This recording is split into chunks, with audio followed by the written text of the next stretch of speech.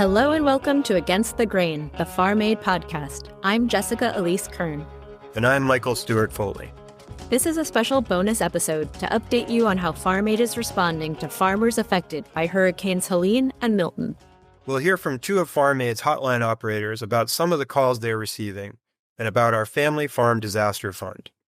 But first, it might be worth providing a little historical context on the hotline, because when Farm Aid began with a concert in 1985, the one phone number that went up on everyone's television screens was 1-800-FARM-AID. It was only supposed to be a phone number for folks to call in and make a donation to the cause of saving family farms. And many Americans did call, enough that that first Farm Aid concert raised more than $7 million for the family farm movement. But then something unexpected happened. As the days passed following the concert, the phone continued to ring, and increasingly, instead of donors calling, it was farmers and farmers' spouses looking for help. Just as local and regional farm advocates put together their own hotlines to respond to the 1980s farm crisis, Farm Aid kept this phone number open to be used as a hotline ever since. That's right. Over the years, Farm Aid staff continued to answer the phone for farmers, and eventually a single person was hired to specialize as a hotline operator.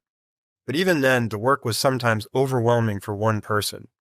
Now, Farm Aid has 6 hotline operators spread out all over the country, and one Spanish-speaking hotline operator too. They all answer the line to support farmers across a wide range of situations. We sat down with 2 of these hotline operators, Tony Glover and Lori Mercer, who have been voices at the other end of the line for farmers calling in after these devastating storms. According to the USDA, crop losses alone could trigger $7 billion in insurance payouts, and the Associated Press reports that damage to property could be as high as $26 billion. I mean, that's a staggering amount of devastation, and it speaks to the utter destruction that's been seen across the planet as a result of climate change. Storms are getting more frequent, more intense, and as we see, much more costly.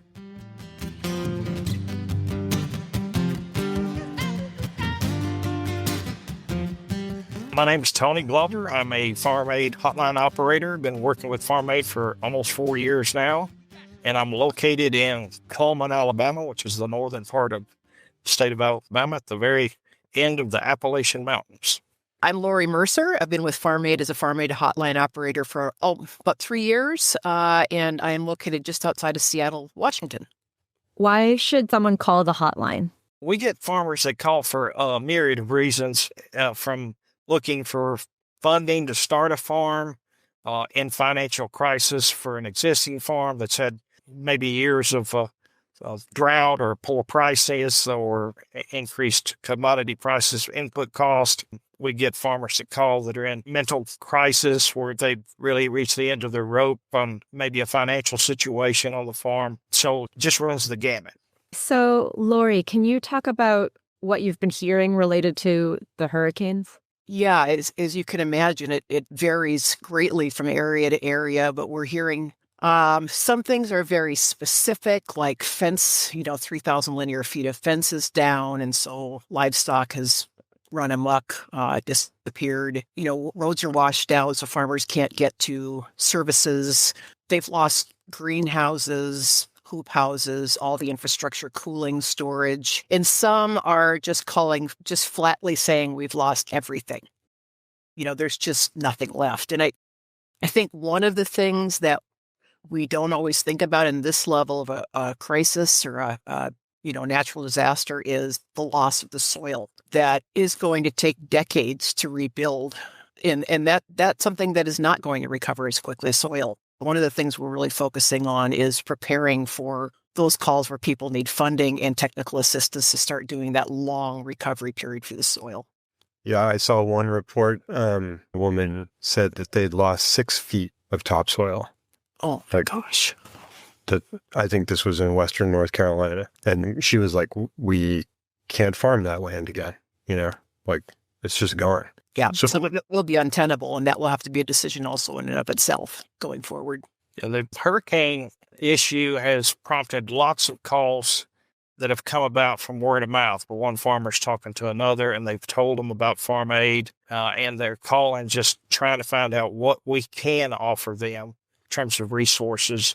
One person that I responded to just today responded back to me and said, hey, this list of resources is better than anything that I've found locally.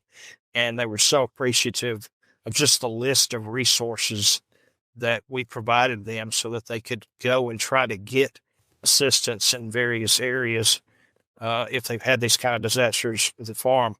I'll chime in also on just the type calls that I've had, the type farms, and I've kind of grouped them into two main categories. If they were on the mountains, in the mountainous regions of Georgia, South Carolina, North Carolina, especially Western North Carolina, Virginia, these callers, if they're on the mountain sides, they probably were cattle farmers. And they're telling me they've lost lots of their fencing has been destroyed, trees down everywhere. They need help with kind of just general cleanup. But because it's pastured ground, they didn't lose tons of topsoil.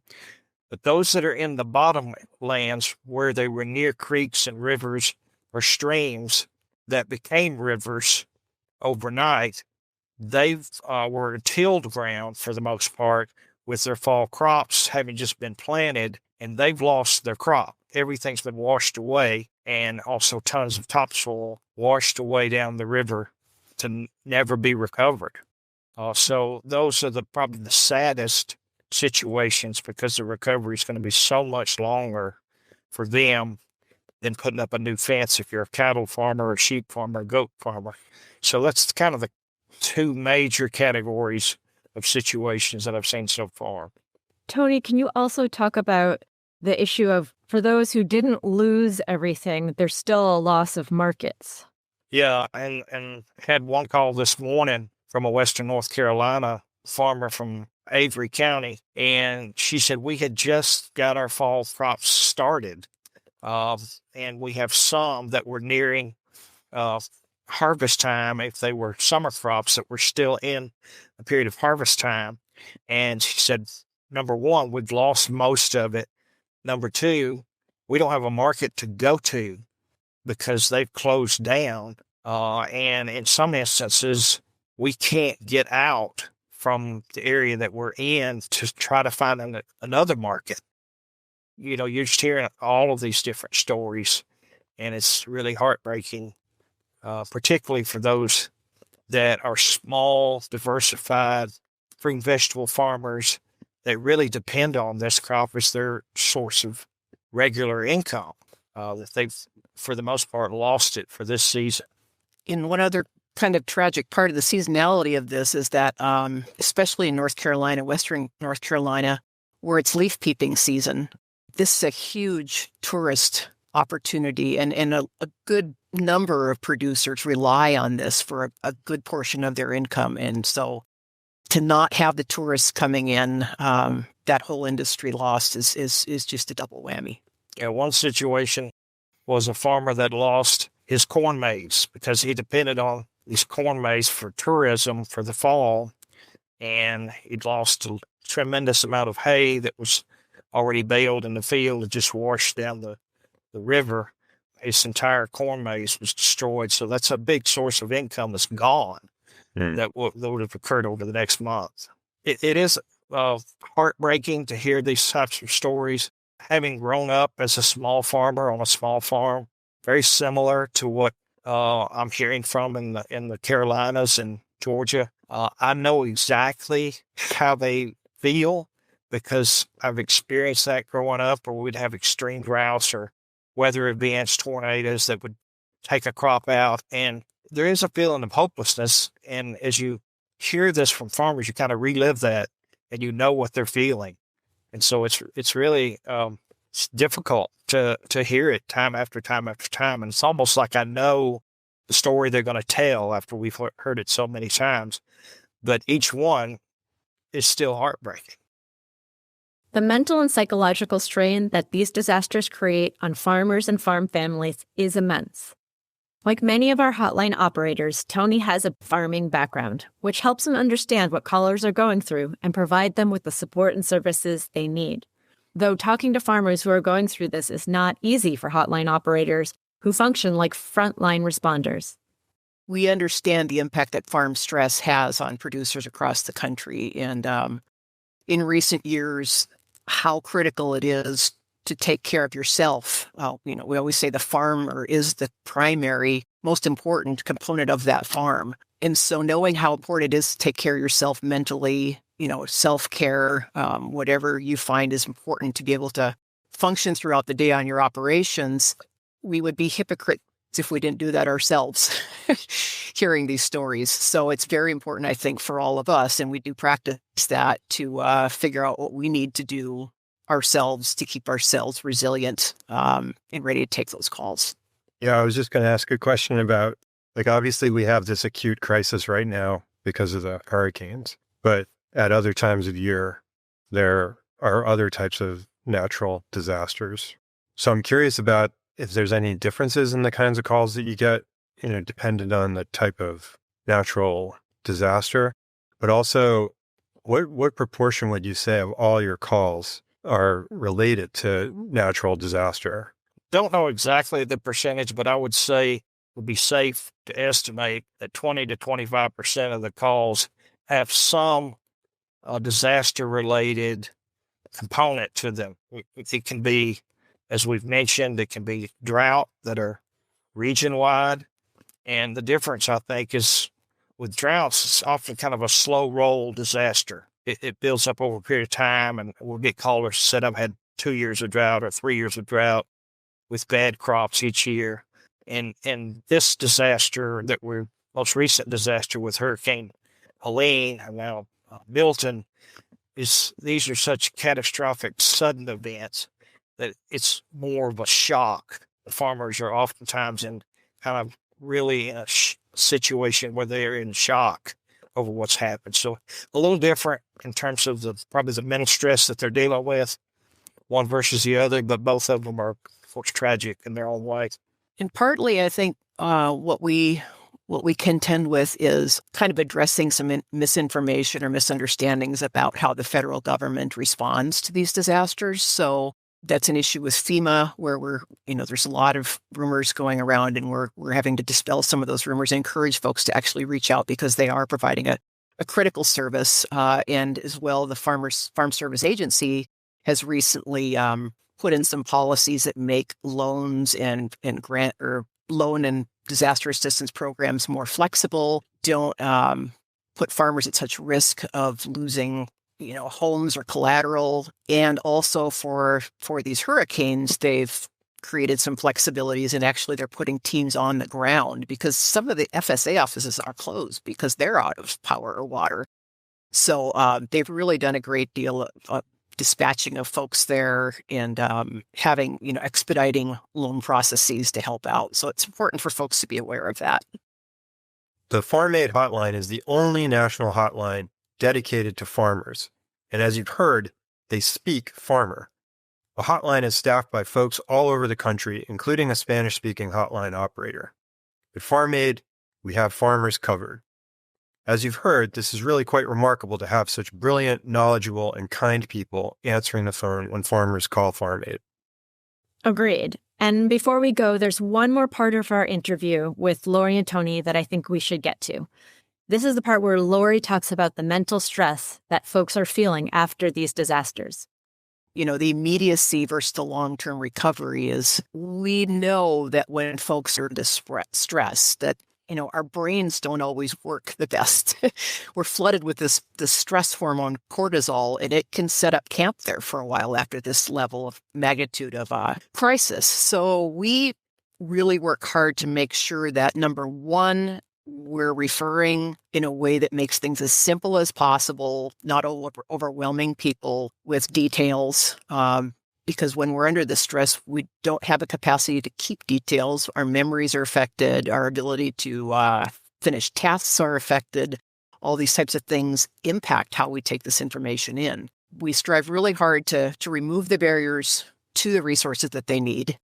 make sure we're referring to people who can help, who are empathetic, answer their phones, those types of real basic things that try to avoid bureaucracy whenever we possibly can. There's always some aspect of that built into these crises. And also just to make sure that we've got the farm stress or behavioral health resources available for folks. So if they need someone to just kind of, an objective party to problem solve with, to just kind of process, something as simple as our husband might say, we're so overwhelmed right now that my wife and I can hardly have a conversation without turning it into an argument. Just even getting tips about how do we, lower the temperature a little bit within a marital situation. So those are the types of things that we have to keep in mind for these immediate needs. And then the long-term recovery, we start moving into the range of where we know we're going to get calls for funding and for technical assistance and for conservation measures, things that are going to make farms more resilient down the line, that we have those in place as well. And there have been a great deal of new kind of technical assistance, one-on-one programs arising out of USDA funding that's really kind of happened at exactly the right time in relation to these hurricanes.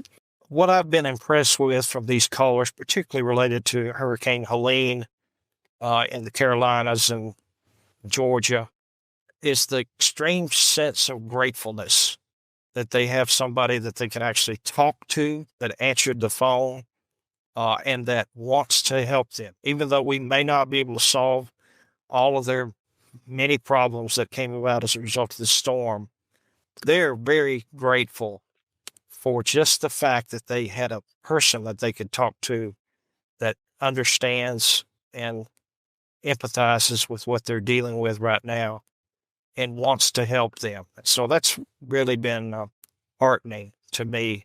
And the fact that most of them, without exception, will mention the local communities have pulled together to help in so many ways, neighbor helping neighbor.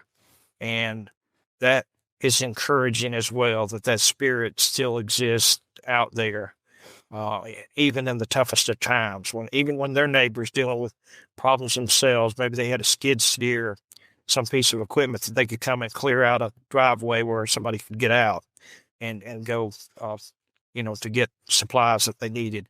So those sorts of things are really encouraging.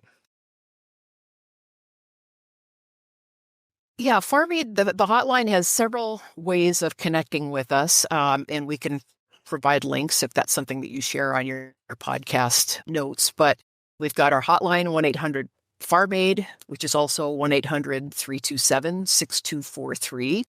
On our website, there's also a Farmer Resource Network, which is our clearinghouse that people can access anytime to look up resources on their own volition.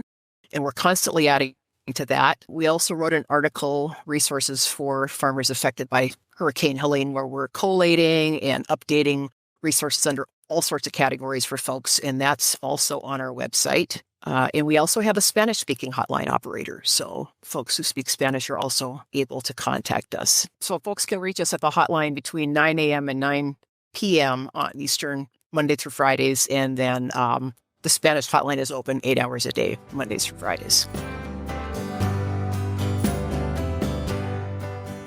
Listening to these stories can be really overwhelming.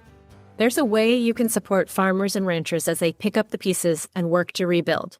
Farm Aid's Family Farm Disaster Fund passes money directly to farm families. Weather disasters, which are becoming more and more frequent, can also damage houses, buildings, and equipment that impact farms for years to come and deepen debt burdens for farm families. Few businesses are as vulnerable to natural disasters as farms, where the loss of crops and livestock can also mean the loss of income for farm families for the year or even longer.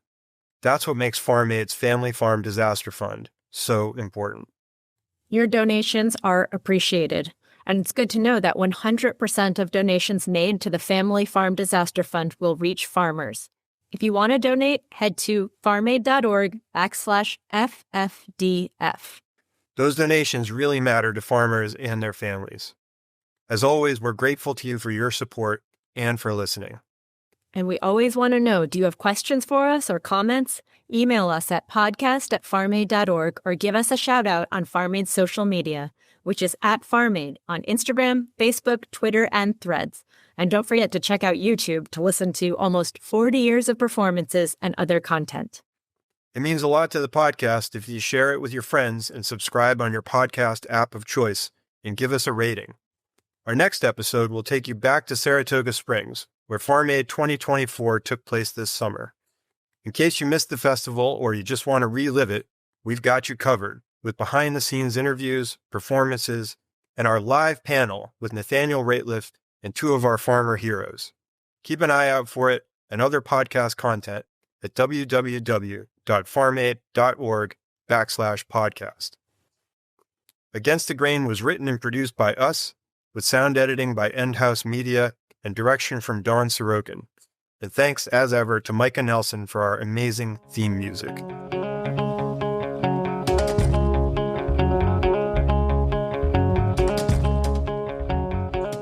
Also, thank you to Lori Mercer and Tony Glover and our entire hotline staff. You can reach them at 1-800-FARM-AID. And if you're able, please donate to the Family Farmer Disaster Fund at farmaid.org/FFDF. Thank you, as always, to listening to Against the Grain. And a huge thank you to all the farmers out there. We'll talk to you next time.